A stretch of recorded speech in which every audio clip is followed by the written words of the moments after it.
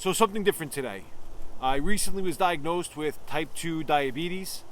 It's a journey I'm just starting, and I wanted to bring you along with me on this journey. You might be wondering, how does this affect bushcraft? And can I still pursue my love for the outdoors? Well, that's exactly what we're going to explore today.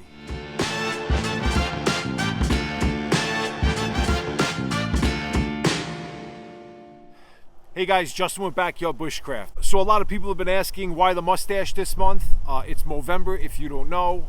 That is where we bring attention to or awareness to men's health. And coincidentally, it's also Diabetes Awareness Month. I'm not by any stretch of the imagination a medical professional. This video is not a substitute for personalized advice. And as always, consult a medical professional or your physician for guidance tailored to your particular situation. So when I first received this diagnosis, I was really upset. I immediately thought of how am I going to be able to sustain any long-term trips in the woods, or what kind of food am I really going to have to make adjustments with when I go camping or hiking. I really thought that it was going to be a very difficult situation. And I'm not going to lie, it is a little tricky, but after doing some research and talking to some professionals, and really, it's really just a lot of reading. It's really not as difficult as I initially thought it was going to be. So it was recommended by my doctor that I start some type of medication, and over the next 90 days, we see how my blood sugar reacts, we see how my body reacts to the medicine they have me on. And I don't know if you've heard me say this before in any of my videos, but I am pretty much against, as much as I can be, against any type of pharmaceuticals. I really just don't believe in taking any medicine, unless of course there's just no other choice for you. But I am a pretty firm believer that the body heals itself, and if you do the right thing, catch things at the right time, you can ultimately turn any bad diagnosis into a good prognosis and live for the most part, a healthy life. So with diet and exercise over the past few months, I'm down 31 pounds. I have a Libre 2 sensor on my arm. I monitor my blood sugar as often as I possibly can. And if there's anybody out there that's going through this, has diabetes, type 1 or type 2 diabetes, and you're an avid hiker, camper, bushcrafter, or just an outdoorsman, and you have any additional advice or recommendations, do me a favor, drop a comment. Like the video, share the video, subscribe to my channel. I'll be more than happy to open up some type of dialogue, because like I said, this is all new to me. I'm still in the learning phase, and any advice to obviously kick this to the curb, or to do the best I can to live a better lifestyle down the road would be grateful. I'd be very grateful for. With this whole new diagnosis, I've learned that being outside on the trail or while you're hiking and camping, eating and snacking is really going to be the biggest challenge that we come across. You're going to be exerting a lot of energy, you're exerting a lot of calories, and there's a potential for a lot of spikes and drops in your blood sugar, and that can really put you into a lot of trouble if you're not properly prepared for those types of emergencies. The first category would be considered like a pre-trip plan, right? So you obviously, we all know what's the first thing you want to do when you want to go out and take a hike or a couple of days in the woods or even an overnight trip. You want to tell somebody. Let somebody know where you're going, give them your itinerary, and obviously, and most importantly, let them know what your medical condition is. So something I don't have to really deal with right now is worrying about supplies or medicine or insulin. But if you are one of those diabetics that does have to worry about something like that, you want to take enough medication with you to last your trip and maybe a couple of days more, and you also want to take some extra supplies with you. Again, not just for a 2 or 3 day trip if that's what you plan on being out in the woods for, but take for or plan for a 4, 5, or 6 day trip. So this way, if you do happen to get jammed up, at least you're covered for a couple of days until help can come get you, that you have the proper supplies and medicine to get you through. As far as supplies, besides like insulin or anything like that, you want to make sure you have something that you can constantly test your blood sugar with while you're out in the woods. I know carrying insulin can present challenges. because you need to keep it at a certain temperature, and carrying those types of supplies might be a little difficult. But if you check out a company by the name of Sugar Medical, they actually have cases and bags that are designed to hold and store medication of that nature and keep it cold while you're out and about. So these are things that you won't necessarily have to worry about. I'll have a link in my description. So like I said, I don't take insulin. I don't need insulin or any meds of that matter for right now. But if you are the type that does need some type of insulin injection or some type of medicine that needs to be stored at a certain temperature, this could be a really great solution for you. Sugarmedical.com, check them out. So for the second category, I've come up with nutrition in the wilderness, and this is where it's going to take a little brain power and a little research to really figure out what works for you and what doesn't work for you in the woods. So from the protein bars and the snacks that I showed you, those are all relatively diabetic friendly. You got about 4 grams of fiber, you have anywhere between 15 to 18 grams of protein, and it's a very carbohydrate friendly snack to have. So if you watched my video last week when I was up on the Appalachian Trail, I'll have a link in the video here. I was pretty much testing out some food to see what worked for me and what didn't work for me. And I have to say, 2 of the things, or really 3 of the things that worked out great, that gave me no problem, and I was able to maintain my blood sugar while being out all day long, was something called the Perfect Bar. Okay, again, this is not, I'm not an affiliate of theirs, I'm not sponsored by them, I'm not being paid by them, but this was great. It has 340 calories in the bar. It has 17 grams of protein.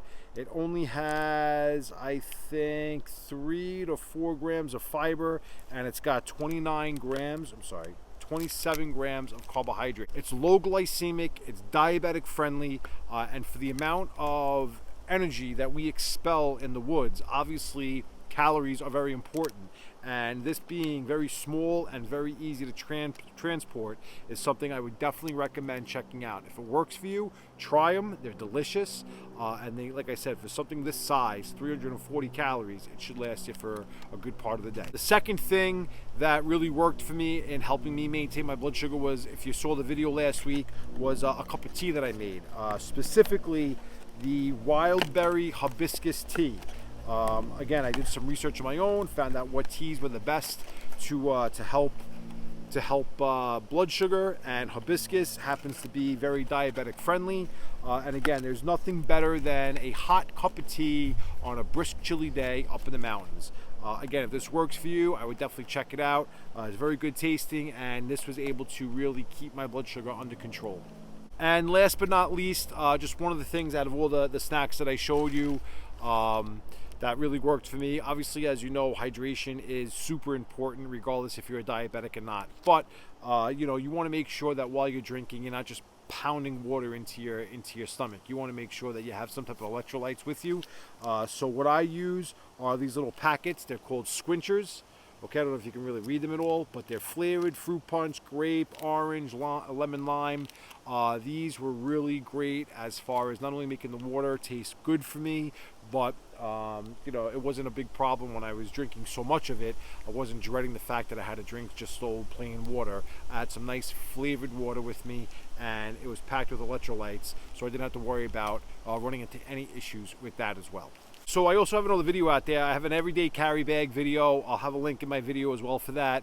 If you've watched that, you know that inside that bag I have smaller bags that keep everything pretty much organized, so it's not a big mess when I need to go find something. And what I've done is add to not just my bag I take outside when I go on a hike or I'm in the woods, but also my everyday carry bag is one of those Eagle Creek travel bags. Inside this, I have something that's strictly for an emergency. That's why it's the color red. I'm able to find it quickly. If there's somebody that I'm with that doesn't know what kind of situation I'm dealing with, I could tell them, hey, in my bag, get the red pack, and that's what I'm going to need right now. So this is for, like I said, emergency only. This is if my blood sugar drops and I need really to get something in my system quickly. I have some raisins, okay, which will help obviously get my blood sugar up. An apple with 2 tablespoons of peanut butter is something that's super healthy for you, especially if you're diabetic. I believe it's got like 14 grams of protein and 22 grams of carbohydrates, something that you can eat to get sugar into your system quickly if you do find yourself with a drop in your blood sugar. And also honey. Okay, honey, there's about 2 or 3 tablespoons in here. If you need to get some type of sugar in your body quick, that's going to absorb quickly and help you in that type of a situation or an emergency, that's what you want to put into your system. So again, color red for an emergency. Eagle Creek, these are great little bags. I'll have a link in my description. You can check them out. What I do plan on doing is speaking to a dietitian, and I really want to address some of those concerns. If I do want to go on a long-term trip, what kind of meals can I prepare that are easy to take along with me and that are obviously also diabetic friendly? And I'll obviously keep you guys posted on that as well. So we've gone over pre-trip planning, we've gone over nutrition in the wilderness, and of course the most important topic we can cover is emergency preparedness. You need to know the signs of what a diabetic emergency looks like. You want to look out for excessive hunger, you want to look out for clammy skin, you want to look out for profuse sweating, drowsiness, or if you feel weak or faint. These are all things as a diabetic that you should definitely be aware of and not ignore if you're out and you're not really around civilization, or you have a couple of miles between you and some help.